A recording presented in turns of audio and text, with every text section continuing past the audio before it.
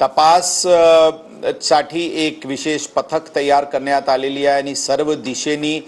पुरावा गोळा करण्याचे दृष्टिकोनातून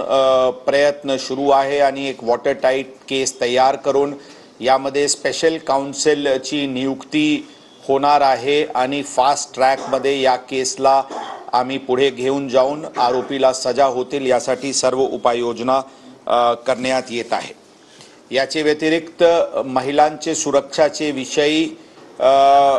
काल परवामध्ये परत एक विस्तृत आढावा शहराचे घेण्यात आलेली आहे। निर्जन स्थळी असतील, एसटी स्टँड्स असतील, रेल्वे स्टेशनचे बाहेरचे परिसर असतील, डार्क स्पॉट्स असतील, हॉटस्पॉट्स असतील, टेकडीचे स्पॉट्स असतील, त्याचे पूर्ण परत एकदा सेफ्टी ऑडिट परवापासून सुरू आहे आणि ते भरपूर ठिकाणीचे अशी ऑडिट्स झालेली पण आहे। महानगरपालिका व इतर संबंधित विभागासोबत मिळून परत एकदा जे डार्क स्पॉट्स आहेत तिथे स्ट्रीट लाईट्सची संख्या वाढवण्यासाठी पण उपाययोजना करण्यात येत आहे आणि जे आमचे COP24 चे पेट्रोलिंग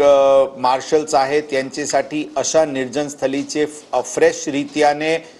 QR कोड मॅपिंग करण्यात येऊन हे करण्यात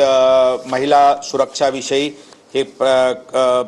आणखी जास्ती सिक्युर्ड आणि सेफ नेट तयार करण्याची प्रयत्न करण्यात येत आहे। आरोपी अटक करण्यामध्ये उशिरा नक्कीच झाली, म्हणजे 3 दिवस झाली। खरं या तपासमध्ये प्रथम दिवशी फिर्याद आल्याचे 1.5 ते 2 तासाचे आत वेगवेगळे टीम्स लागून त्यामध्ये अंदाजन 23 CCTV कॅमेराज जे ST स्टँडचे आतील भागात आहे आणि 48 जे CCTV कॅमेराज बाहेर पुणे सिटी सर्व्हेलन्स प्रोजेक्टची असतील किंवा स्थानिक लोकल असतील त्याचे अवलोकन करून 1.5 ते 2 तासाचे आत आरोपीचे नाव निष्पन्न करण्यात आला होता। आरोपी बद्दलचे तकनिकी पुरावा की तेच आरोपी आहे ते करण्यात आला होता आणि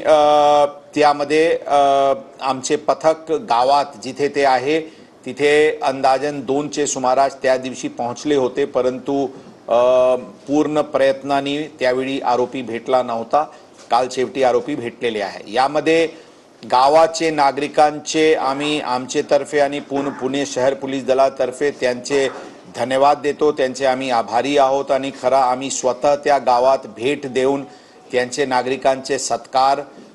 आम्ही करणार आहे आणि तिथे जे लोकांनी मदत केले त्याचे आम्ही विशेष अभिनंदन स्वतः जाऊन त्या गावात आम्ही करणार आहे।